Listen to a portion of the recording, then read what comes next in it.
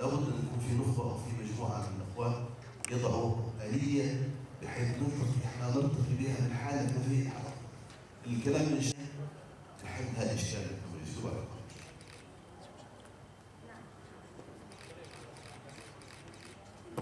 اوكي، انا احد هؤلاء سفراء السلام، وايضا جاوب الاستاذ عادل الجازي على هذا السؤال، ولكن توضيح افضل يتوضح الاستاذ مهنا على هذا السؤال بالنسبه لي الاليه التي سيكون العمل عليها.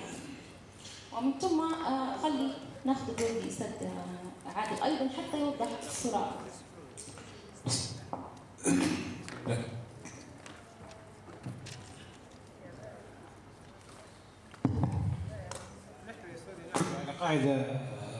قاعدة شعبية من معظم الفئات، يعني ما تخص فئة دون فئة أو تخص الشباب بس، أو نبغى من الشباب، من المرأة، من الأعيان، من المجتمع المدني، من الكشاف والمرشدات زي ما تفضل بيسال، من معظم الفئات، إذا ما قلنا جميع الفئات. لما احنا نتمكن من قاعدة من معظم الفئات أكيد نقدر نستطيع إن احنا نوصل لحل السلام.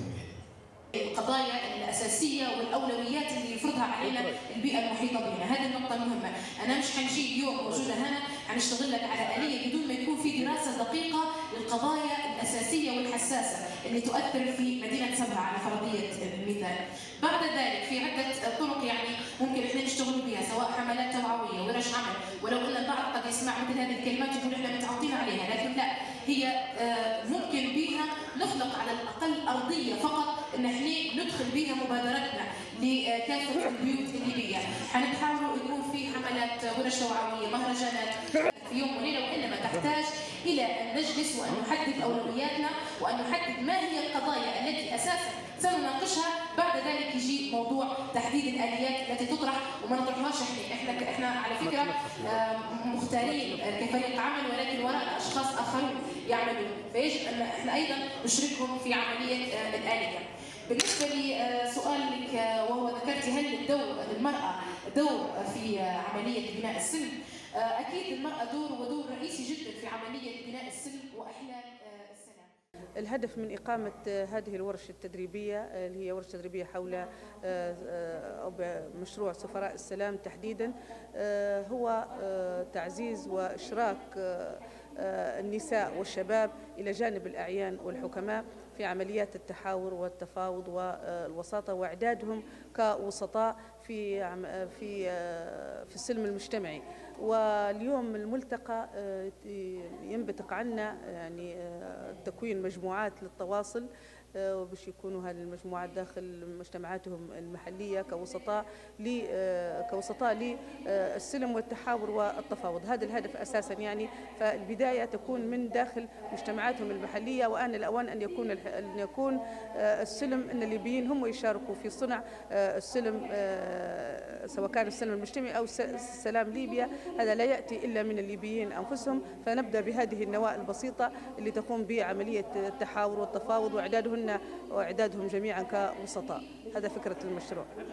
نحن طبعا بالنسبة للمنتدى تمكين المرأة والشباب لا يشتغل بطريقة مستقلة، نحن بالعكس نعزز دور الأعيان والحكماء من يعني داعمون لهذا الدور، بما أن المنتدى هو لتعزيز دور المرأة ودور الشباب. نحن أردنا أن نشرك الشباب ونشرك النساء إلى جانب الأعيان والحكماء في هذا المجال، فالدور نكمل البعض، لأن خدمة الوطن تحتاج للجميع، لا تحتاج من الشباب فقط أو من النساء فقط أو من الأعيان، فكلنا نكمل البعض وكلنا شركاء في بناء السلم المجتمعي.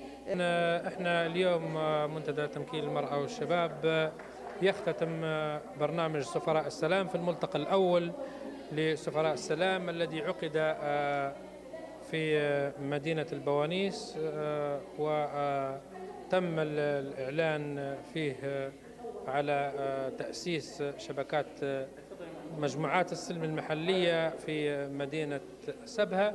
هذا المشروع طبعا هو مشروع يلبي حاجات ليبيا لبرامج السلام، وخاصة في مرحلة بعد النزاعات المسلحة.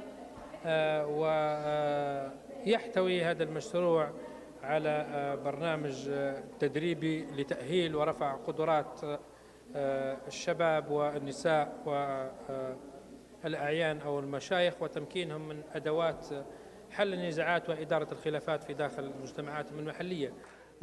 أحد المتدربين بهذه الورش الميدانية والعملية من أجل تكوين فرق عمل لإرساء السلام للمنطقة الجنوبية، ونعمل باستمرار إن شاء الله على تكوين غرفة عمليات مشتركة من أجل تبادل الأفكار واستقطاب جميع مكونات المجتمع من الشباب ومن المرأة ومن مؤسسات المجتمع المدني ومن الأعيان والحكماء والمؤثرين لحل كثير من النزاعات وإرساء قاعدة للتعايش السلمي إن شاء الله في الجنوب خاصة وفي ليبيا عامة. أخذنا الآليات اللي كيف والخطوات المفروض نتخذها، ونتمنى من المولى عز وجل التوفيق، وإن شاء الله نكونوا سفراء للسلام فعلا.